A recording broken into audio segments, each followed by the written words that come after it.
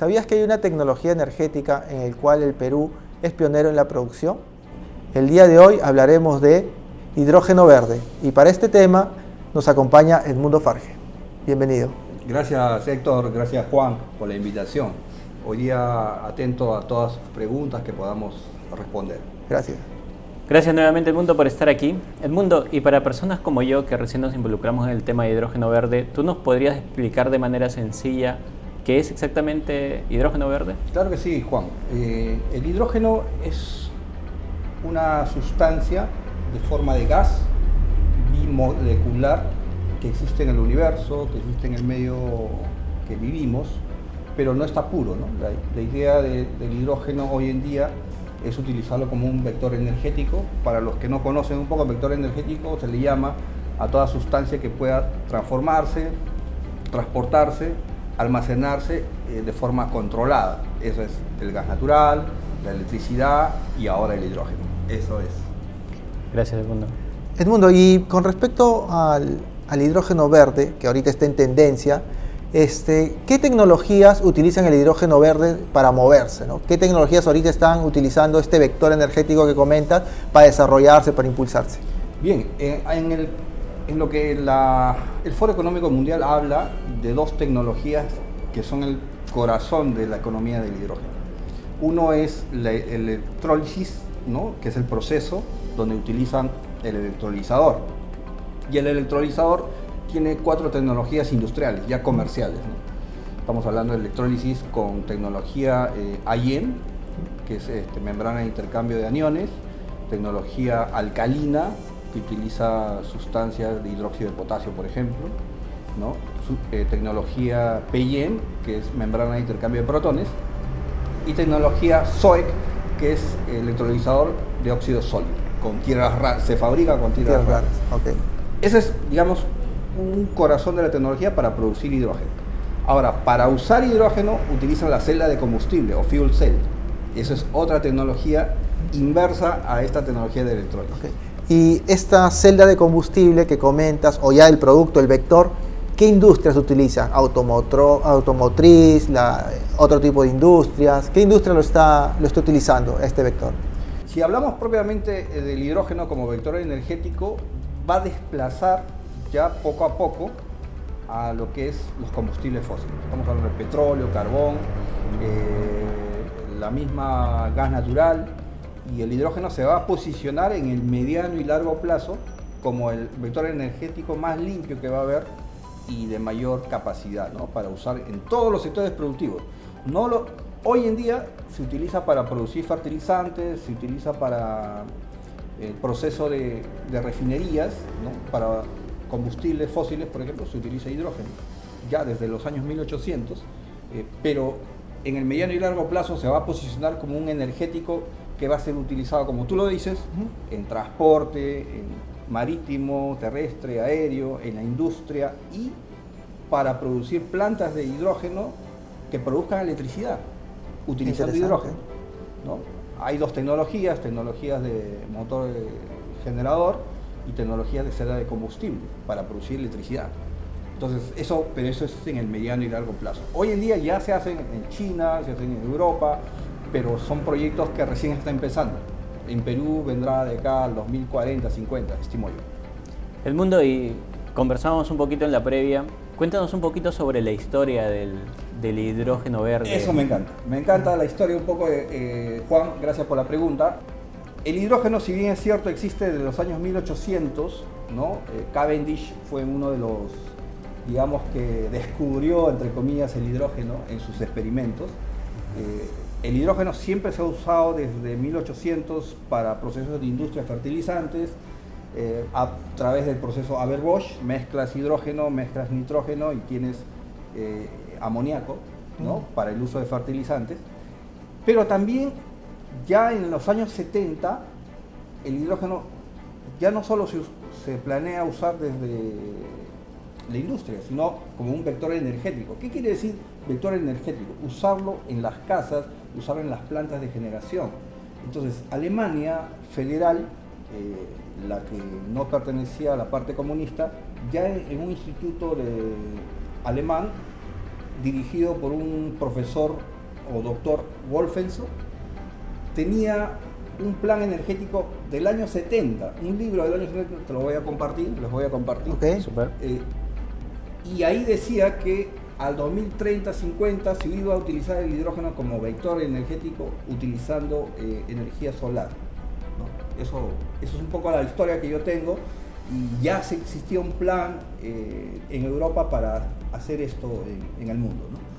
Yo tengo una pregunta, Edmundo, que de verdad hemos sufrido cambios en el tema de movilidad, ¿no? Teníamos primero el tema del carbón, con los ferrocarriles, el petróleo, con el motor de combustión interna, y ahora último entró el tema del auto eléctrico, ¿no? Que tiene ciertos desafíos, ¿no? Que uno conoce, el tema de la batería, los residuos, la producción que genera. ¿El hidrógeno va a ser una alternativa? ¿Tú le ves que el hidrógeno a largo plazo se pueda posicionar y desplazar al auto eléctrico que actualmente está tomando mucho protagonismo? Sí, y yo lo veo más que todo como un tema complementario. ¿Y por qué? Porque si bien es cierto, el auto eléctrico utiliza baterías de litio, las densidades energéticas que tiene esa batería aún son muy bajas. Exacto. Son muy bajas, entonces el hidrógeno entra complementariamente porque se puede almacenar en grandes cantidades el hidrógeno. Como es gas, es un vector de gas. El problema va a ser el tema de los costos todavía, ¿no? Okay. Entonces, tener grandes almacenamientos de energía en base a hidrógeno aún es carísimo. Entonces, pero se va a dar, como decía hace un momento, es un vector energético de mediano y largo plazo. Y cuando hablo mediano y largo plazo, estoy hablando de 2030 para arriba. Ok. Y Edmundo, suena fenomenal la tecnología. ¿Qué desafíos puede tener la implementación del hidrógeno verde aquí en el Perú? Bien, el desafío importante que menciona Juan tiene que ver bastante con la política energética. Y la política energética es que nosotros tengamos planeamiento. En Perú ya se han puesto las pilas recientemente. En Chile, Colombia, ya lo han hecho hace 5 años. Perú recién en este año. Hay una comisión multisectorial que está planeando hacer una hoja de ruta, que creo que ya lo van a aprobar o lo están por aprobar, y una estrategia nacional del hidrógeno. Esa es un poco la necesidad que tiene la política energética de generar todos los lineamientos regulatorios, normas, permisología, etcétera, etcétera, y promoción sobre todo para que el hidrógeno no nos sorprenda a nosotros. No nos sorprenda, cuando me refiero a que no nos sorprenda es que vamos a tener que en un momento, si no generamos plantas de producción de hidrógeno, vamos a tener que importar hidrógeno por la presión mediática ambiental. ¿Y tú por qué crees que han sido esas demoras? ¿Por qué estamos tan atrasados respecto de otros países? Hay varios factores. Uno de los factores, y te pongo un ejemplo explícito, es el gas natural. Mira, te pongo un ejemplo. El gas natural es otro vector energético que lo venimos produciendo desde el año 2004 de camisea. Ya. Estamos 2024. 20 años seguimos hablando de masificación del gas. Cierto. Y recién están llegando en algunas casas. Y recién están llegando. Exacto, recién están llegando en algunas Y casas. seguimos hablando de masificación. Entonces, ¿qué te quiero decir con eso? Uno, que el gas natural, como es un vector energético, está demorando porque falta inversión privada para canalizar las tuberías, los ductos, ¿no? Los distintos ministerios de energía y minas han estado discutiendo en diferentes gobiernos, oye, si hace el sector privado o el sector público los ductos. Okay. Y recién han llegado a la conclusión que el Estado lo tiene que invertir porque nadie quiere pagar por los ductos. Okay. Eso es un poco la demora. Pero la otra demora es el tema tecnológico.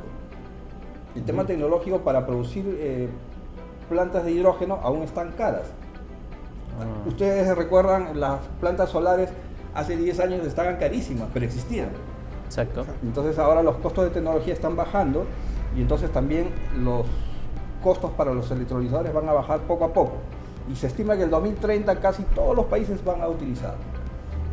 Edmundo, imagínate que tenemos acá en Beer Bar al ministro de Energía y Minas. Salud por eso. Ok, lo tenemos al ministro. ¿Qué le dirías? ¿Cuál sería tu recomendación desde el punto de vista del vector energético, ¿no? Porque este podcast lo va a ver.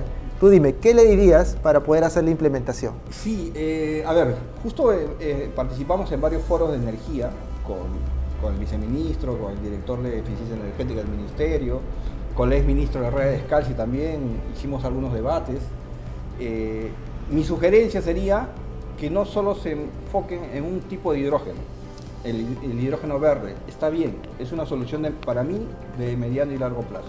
Pero hay otras alternativas de hidrógeno, como el hidrógeno azul o hidrógeno turquesa, que se pueden hacer usando el gas natural, a partir del reformado de metano, a partir de la pirólisis, y con cero emisiones.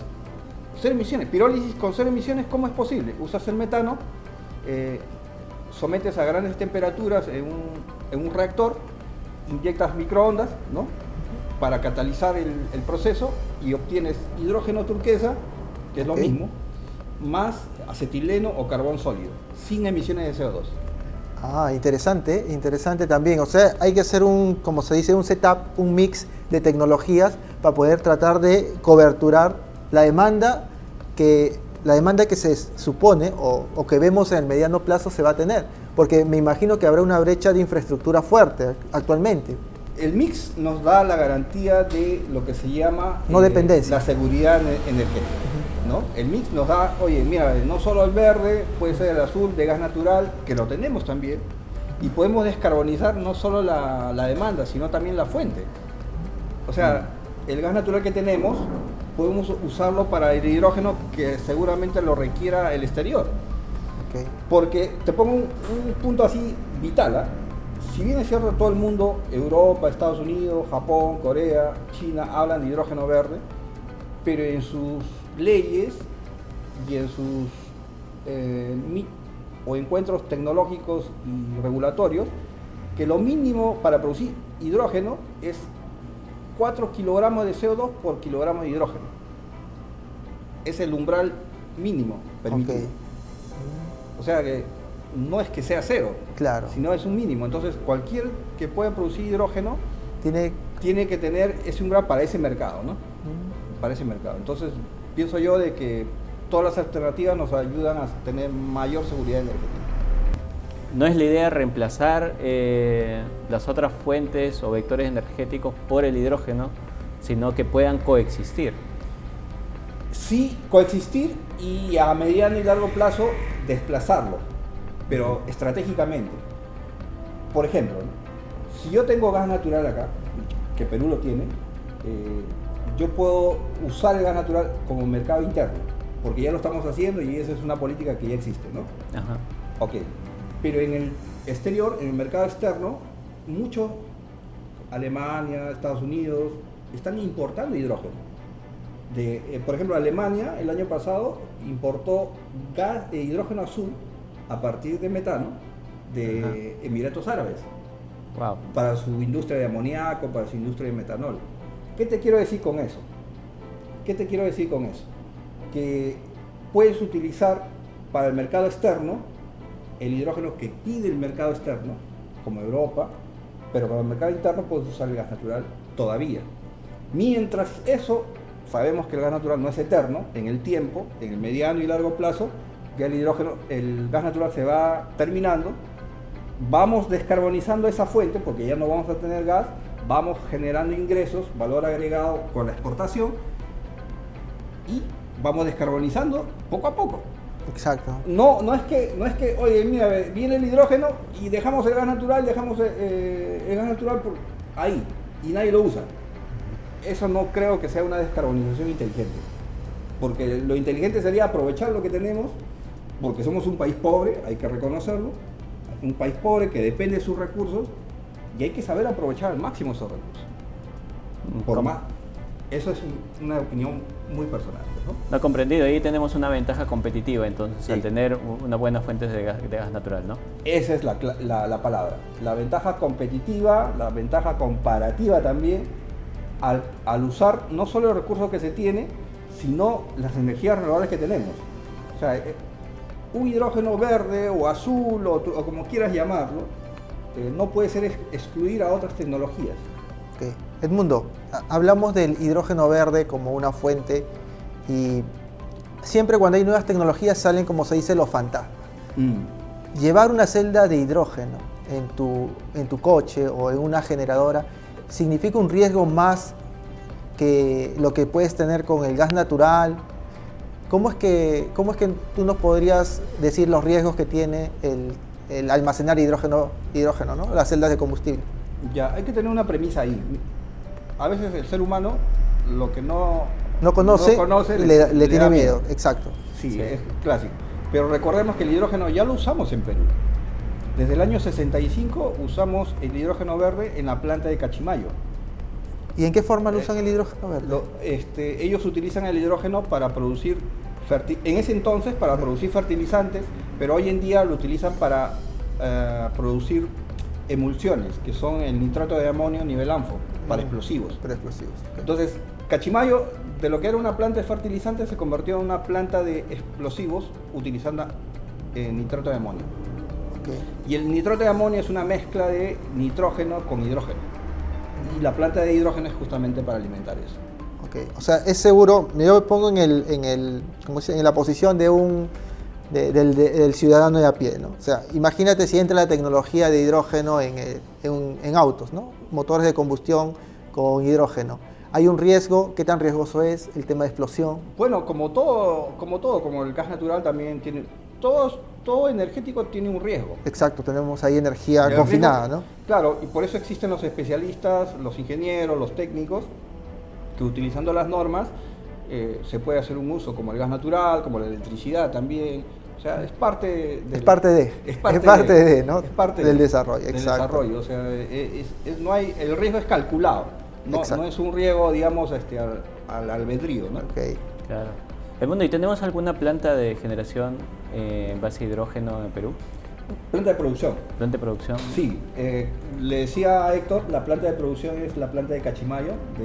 El Perú, por si acaso, el Perú es pionero en Latinoamérica de producción de hidrógeno verde, porque Cachimayo empezó a construir en el año 62, el 65 empezó a operar, ¿no? De una cooperación alemana, es una planta de electrólisis a partir de tecnología alcalina, casi 24 o 25 megavatios, es grande para Latinoamérica, y además debo decir que hasta el día de hoy, que estamos, ¿qué día? Estamos 6 de junio. 6 de junio, Perú es el pionero y además es la mayor planta existente en Latinoamérica. De producción de hidrógeno. De producción de hidrógeno verde. ¿Por qué? Porque los proyectos de Chile, de Colombia, si bien es cierto, son grandes proyectos, todavía no están construidos. Están en proyecto, o sea, están en ejecución. Algunos están por instalarse, otros están en ingeniería, otros están en compra de suministros, pero funcionando es el único Cachimayo de gran potencia, el primero. Y bueno, debemos sentirnos orgullosos por eso. Y no es que Chile, Colombia, no, Perú. Excelente. ¿Y qué ventaja o cómo podríamos asociar el tema de la producción de hidrógeno verde para atender la nueva demanda energética, ¿no? Sabemos que la inteligencia artificial, por ejemplo, demanda de servidores y data centers cada vez más robustos. ¿Cómo el Perú se puede parar en esa situación? Sí, ahí hay dos cosas que hay que tener presente, porque la demanda de energía eléctrica va a ser intempestiva, por no decir exponencial.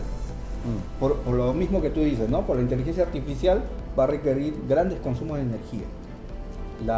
El hidrógeno va a requerir grandes consumos de energía y la base de datos, por ejemplo. Sí. Entonces el consumo eléctrico va a ser intempestivo. En el caso del hidrógeno, por ejemplo, al 2050, según la Agencia Internacional de Energía, están entre 400 a 550 millones de toneladas de hidrógeno por año. Wow. O sea, entonces, y eso se traduce en términos eléctricos más o menos entre 40 a 50 gigavatios de capacidad de electrolizadores. De producción. En electrolizadores. Entonces, ¿qué te quiero decir con esto? Que a lo que tú dices, ¿no? Oye, tenemos una industria que va a consumir grandes cantidades de energía eléctrica, pero también hay que almacenarla. Y la mejor forma de almacenarla, como decíamos con el auto, ¿no? Sí. Con baterías, pero baterías no tienen suficiente densidad energética, entonces viene el hidrógeno. Entonces almacenas grandes cantidades de hidrógeno, bajas los precios por la oferta en ese tiempo, en el mediano y largo plazo, y de ahí puedes reutilizarlo para producir electricidad también.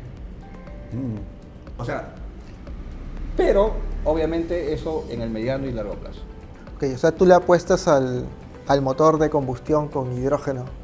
Va a ser Mira. una solución. O sea, ¿se está posicionando o lo ves mediano o largo plazo? Ya, para generar electricidad existen las dos tecnologías. La tecnología convencional de motor de combustión, Ujú, que recién están terminando de probarse, ujú. pero existe la otra que es relativamente más antigua, que es la celda de combustible. Ok. La celda de combustible, ¿qué cosa es? ¿Qué es la celda? La celda de combustible es digamos, un equipamiento que tiene sustancias de tierras raras, similares al electrolizador de óxido Ok. sólido. Ok.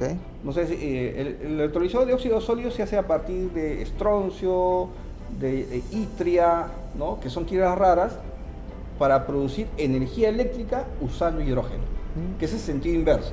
¿no? Ah, ok, ok. O sea, si ya tengo hidrógeno producido por el electrolizador en grandes cantidades, en grandes volúmenes, ahora ese hidrógeno quiero reutilizarlo para electricidad. Para generar electricidad. Para generar electricidad. Tengo dos opciones. Uno, lo que tú mencionas, Sí, la combustión del hidrógeno, ¿no? convencional, Ajá.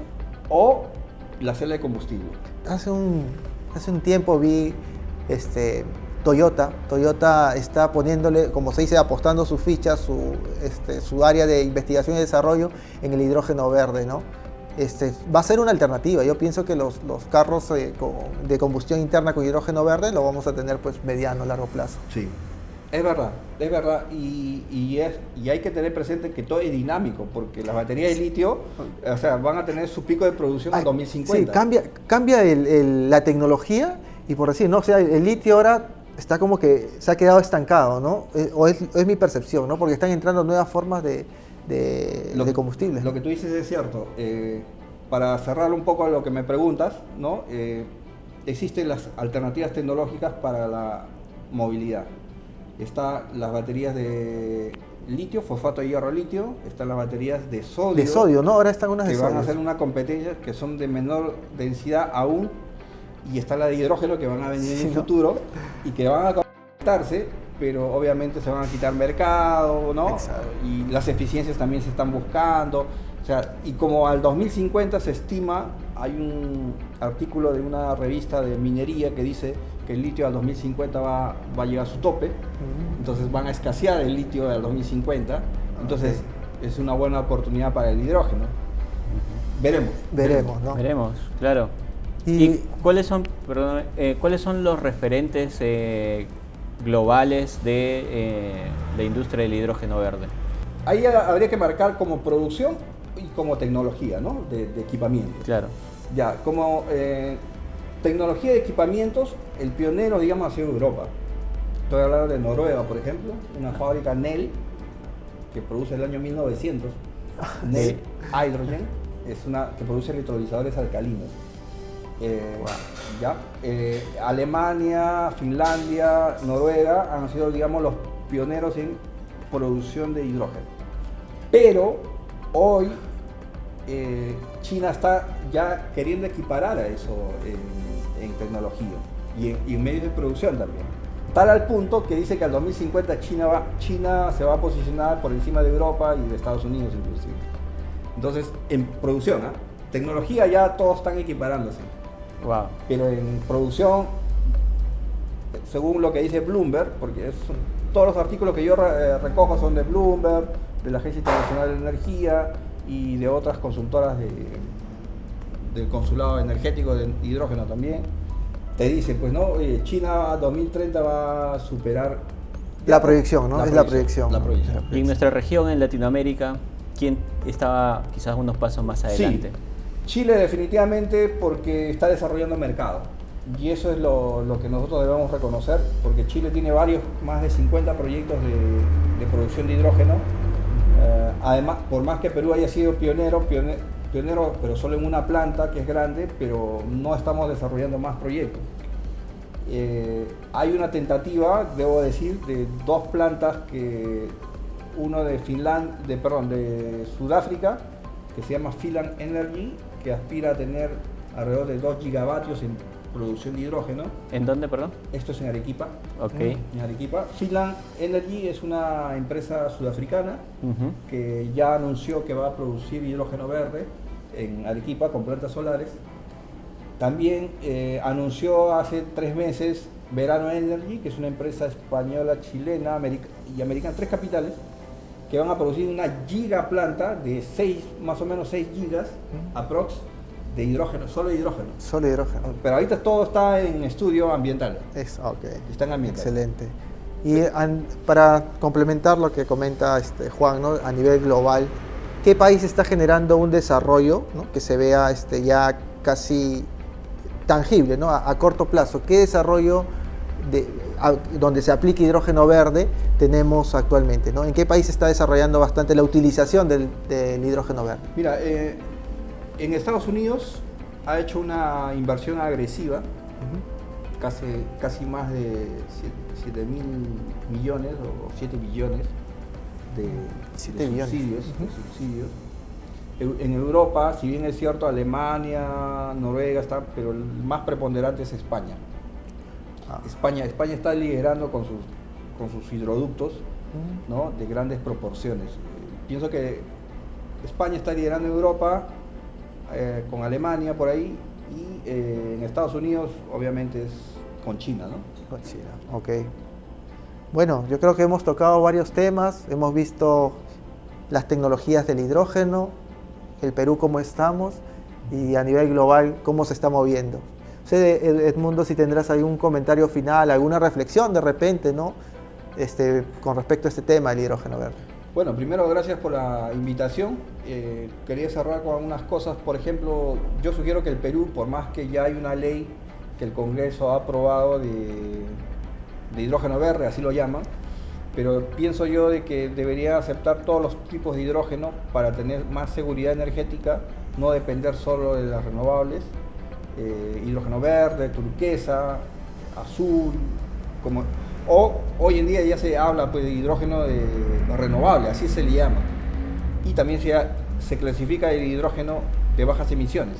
Ya no tanto gris ni azul, no. Okay. Bajas emisiones nada más. En Claro. Europa lo dicen así, bajas emisiones o energía o hidrógeno renovables. renovable, nada más. Exacto. Más simple, ¿no? Más simple, o sea, ya no Ya se eso del complica. color es un tema de marketing, creo, ¿no? Ya es un tema más de marketing, es verdad, Sí, es ¿no? verdad, sí es verdad. Pero entonces yo al Perú le sugiero que para no depender mucho de solo una tecnología, dejemos paso a todas las tecnologías, pero nos apuremos en las plantas de producción, eso sí. Excelente. Súper, Edmundo. No, muchas gracias. Y para ya cerrar, agradecer también a todos los que nos están escuchando, nos han seguido en este nuevo video. Los invitamos a dejar sus comentarios, consultas. La verdad que nos sirve un montón estas preguntas que nos dejan. Y también de sugerencias de nuevos temas, ¿no? Así que, muchas gracias. Nos vemos hasta la próxima. Gracias. Gracias, hasta luego. Hasta luego.